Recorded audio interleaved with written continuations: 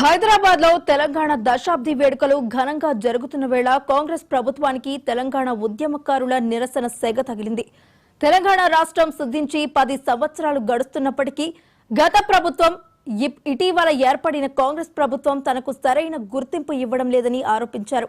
తెలంగాణ తల్లి విగ్రహాన్ని నెలకొల్పినందుకు తనకు పోలీసు కానిస్టేబుల్ ఉద్యోగం నుంచి తీసివేశారని మాలియా సంజీవ్ ఆవేదన వ్యక్తం చేశారు.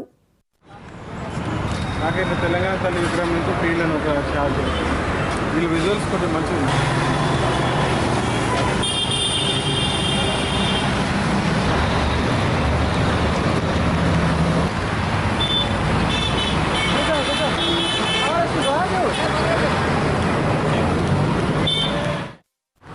నా పేరు ఎం సంజీవులు.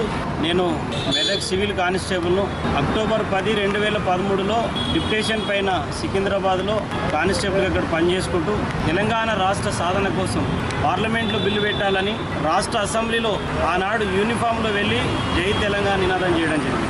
ఆనాడు ముఖ్యమంత్రి కేసీఆర్ గారు, అప్పటికి ముఖ్యమంత్రి లేడు, తెలంగాణ వస్తే సీఏని చేస్తాం, ఎస్ఐ చేస్తామని చెప్పేసి మాట్లాడడం జరిగింది. తెలంగాణ రాష్ట్రం 2014లో వచ్చింది.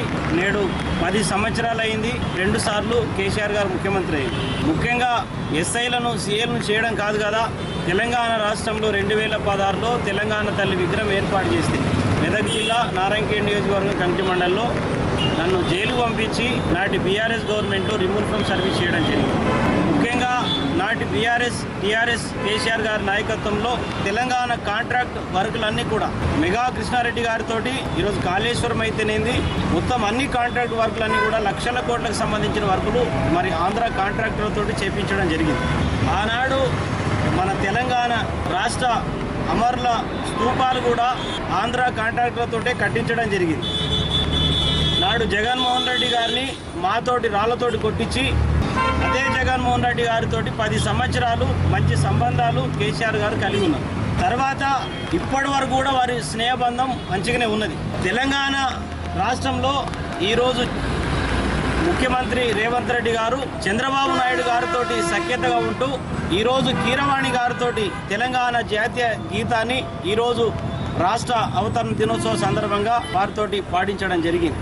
ఈరోజు రేవంత్ రెడ్డి గారి నాయకత్వంలో దాదాపుగా 60 మంది ఎమ్మెల్యేలు, ఎన్ఆర్ఐలు ఉన్నారు. ఎంపీలు కూడా ఉద్యమానికి సంబంధం లేని ఉన్నారు. నాటి కేసీఆర్ గవర్నమెంట్లో కూడా ఉద్యమకారులకు కానీ అమరవీరుల కుటుంబానికి కానీ స్థానం ఇవ్వలేదు. ఈరోజు ముఖ్యంగా కాంగ్రెస్ గవర్నమెంట్లో మాలాంటి ఉద్యమకారులకు ఆహ్వానిస్తున్నాము, గౌరవిస్తున్నామని చెప్పుకుంటూ ఈరోజు ఒక 2 అసెంబ్లీలో యూనిఫామ్లో జై తెలంగాణ అన్న కానిస్టేబుల్లకు ఈరోజు అవమానం చేయడం జరిగింది. కాంట్రాక్ట్ వర్కులు ఆందోళన చేస్తారు, అమరవీరుల స్తూపాలు ఆందోళన చేస్తారు, తెలంగాణ జాతీయ గీతం ఆందోళన పాడతారు. మరి ఈరోజు ఆంధ్ర ముఖ్యమంత్రి ఉంటే అయిపోతుంది కదా, కేసీఆర్ ఎందుకు ఉండాలి?